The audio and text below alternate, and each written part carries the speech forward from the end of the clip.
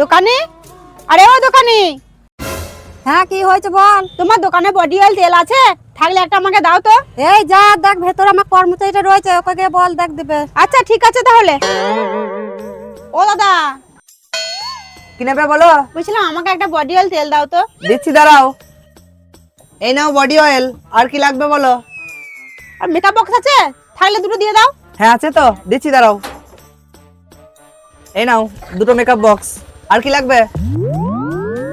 আর একটা কুকুমনি আলতা দাও। হ্যাঁ দিচ্ছি, দাঁড়াও।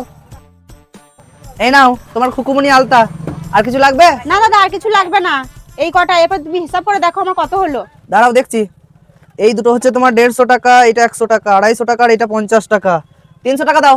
ঠিক আছে দাদা, দিচ্ছি, দাঁড়াও।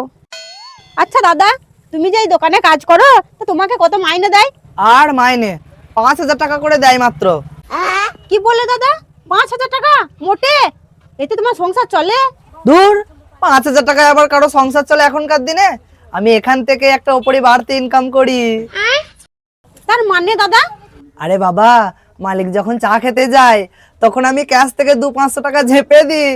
ঠিক আছে দাদা, ওই জিনিসগুলো তাহলে আমার ব্যাগে ভরে দাও। এই নাও। এই কি রে, টাকাটা দিয়ে যা। আরে দোকানে আমি তোমার কর্মচারীকে টাকা দিয়েছি। এই তোকে টাকা দিয়েছে রে? না তো, আমাকে তো টাকা দেয়নি। এই তুই টাকা দিস না, তুই ঢম মারছিস। ঠিক আছে দাঁড়াও, আমি দেখাচ্ছি। ও দাদা, তোমাকে আমি মালের টাকা দিইনি? দাঁড়াও তাহলে তোমাকে দেখাচ্ছি।